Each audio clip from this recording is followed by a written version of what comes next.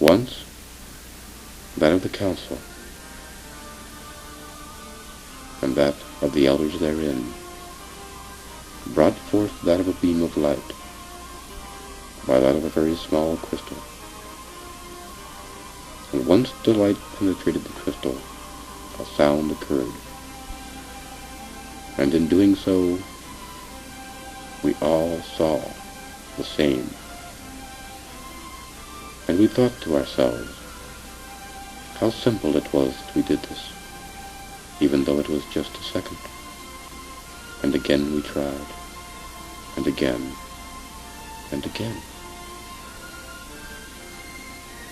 Within a very short time, we found that all man, throughout all worlds, by that of the energy of their own being, and the simple building blocks of life itself, and that of light and the harmony of sound, could be ever so much the unity sought from within and shared by all. Then, as we reached out, in the times of now upon your world, the walls that our mind indeed are many, yet we touched the hearts of few, to let it be by the few, for that of the teachings of our past and of our forefathers, and that of the things that we may do by that of our own being, is that to amongst ourselves. And in doing so, part of our unity is offered to you. If one ear is open to truth, and the other ear is open to a lie, which does the mind absorb the most?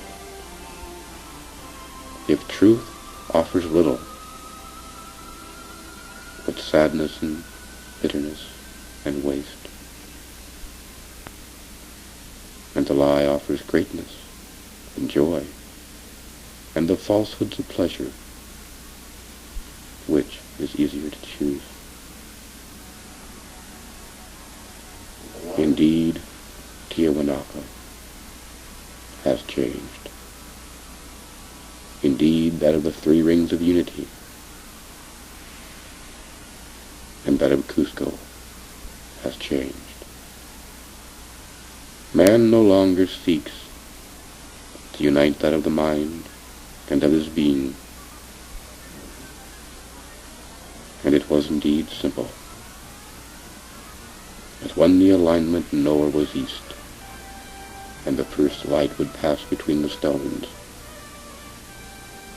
and by doing so the vibrations therein would produce a sound, and that sound brought the level of mind above that as it was, and was felt by all, yet but a moment.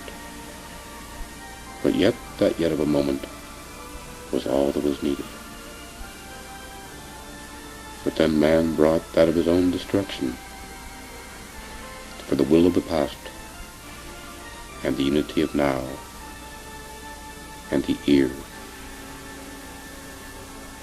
was death. And as all things do change, indeed so did we. By what we must do today, and what we will do tomorrow, by that our time is now sealed. It is only that of our hope that in our passing we may indeed reach out and share with you that indeed that of the past may not indeed be that it was, but a portion of that being exists today. Man has but only to attune to that light and that sound. If he does it by that of his own being, knowing the rewards therein, first that of himself, and then to reach out to others in the unity of all, the rewards with many. But indeed that same knowledge exists elsewhere on the planet, and that same ear that enjoys the lie, by that the satellites that offer the change without your choice do exist. And by that,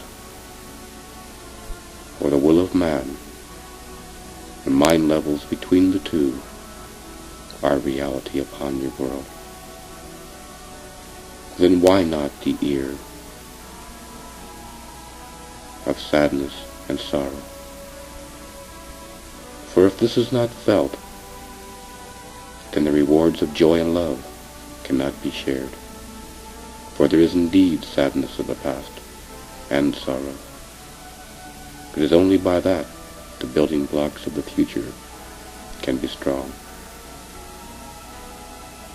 But let not man ponder upon the past, but only in remembrance of the strength needed for the days to come. And let him reach out to that of the space about him, and in that the teachings of Daniel and the play of life.